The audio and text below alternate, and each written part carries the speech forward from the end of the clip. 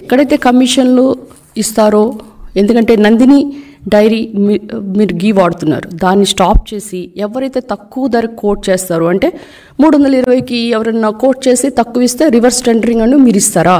మరి అంత తక్కువ చేసినప్పుడు మరి అందులో వాడే ముడి సరుకులు అయితేనేంటి, గీ అయితేనేంటి, లడ్డు నాణ్యత ఎలా ఉంటుంది?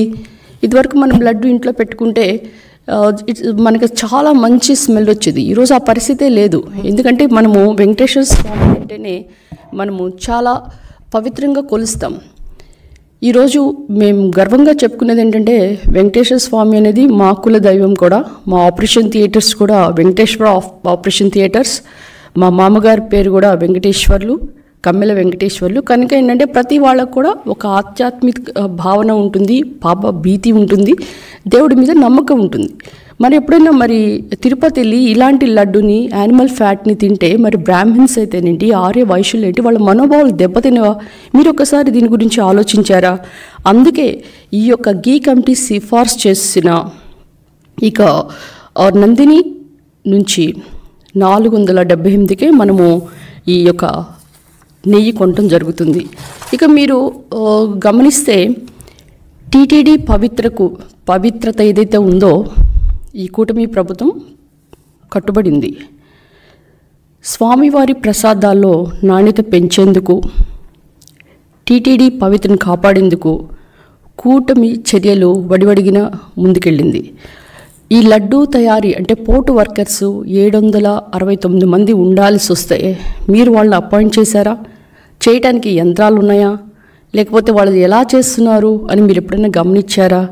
మరి ఈ పోర్టు వర్కర్ల సంఖ్యను పెంచి, అంటే అది కూడా అవుట్సోర్సింగ్లో వాళ్ళు రిక్రూట్మెంట్ చేయటం, అంతేకాకుండా కమిషన్లకి కక్కుర్తి పడకుండా నెయ్యి కొనుగోలు అంటే గీ ఎక్స్పర్ట్స్ ఎవరైతే చెప్పారో వాళ్ళకే టెండర్స్ ఇవ్వటం, ఏదైతే L1గా వచ్చిన ఈ యొక్క AR ఫుడ్స్ని బ్లాక్ లిస్ట్లో పెట్టి మనము ఈ సెన్సరీ ప్యానెల్స్ అంటే ఆల్మోస్ట్ 20 మెంబర్స్తో ఈ సెన్సరీ ప్యానెల్ని ఒక ఏర్పాటు చేసి వీళ్ళందరూ కూడా central food technology research institute వారి చేత మైసూర్లో శిక్షణ ఇప్పించి వాళ్ళు ప్రతి శాంపిల్ని కూడా పరీక్షించే మాదిరిగా ఆ శాంపిల్లో కనీసం 7 నుంచి 9 పాయింట్స్ ఉంటేనే మనం గీ వాడాలని మనం నిర్ణయించుకున్నాం. అంతేకాకుండా ఈ యొక్క గీ ఎక్కడైతే ఉత్పత్తి చేస్తున్నారో అక్కడ నిపుణులు వెళ్ళి పరిశీలిస్తారు. మరి ఈ యొక్క ఈ మధ్యంతర టెండర్లు ఇప్పుడు పిలిచారు, కానీ త్వరితగతిన ఈ నిపుణుల సలహా మేరకు మరి టెండర్స్ పారదర్శకంగా పిలిచి ఎంపిక జరుగుతుంది. ఎందుకంటే మనకి రోజుకి 15,000 లీటర్స్ నెయ్యి అవసరం అవుతుంది. అంటే దీని ఖర్చు 200 కోట్లు. కనుక శ్రీవారి లడ్డు అంటే ప్రసాదంలో వాడే నెయ్యి నాణ్యత కలిగి ఉండాలని మరొకసారి అందరూ కూడా భక్తుల యొక్క రిక్వెస్ట్ ప్రకారం ఇవి చేయటం జరుగుతుంది. ఇక మీరు ఈ యొక్క 5 ఏళ్ల పాలనలో జగన్మోహన్ రెడ్డి గారు ఏ విధంగా మీరు ఒకసారి ఈ తిరుమల తిరుపతి దేవస్థానం మీద మీరు శ్రద్ధ పెట్టారో ఆలోచించండి. మీరు టీటీడీని ఆదాయ వనరుగా వాడుకోలేదా?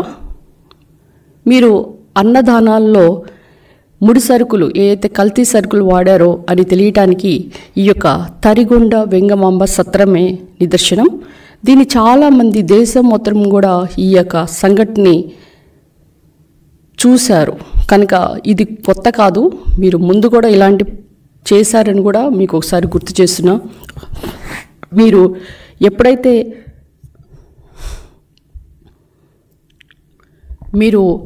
ఎప్పుడైతే పింక్ డైమండ్ అని అన్నారో వాటన్నిటిని కూడా ప్రతిపక్షంలో ఉన్నప్పుడు దాన్ని మీరు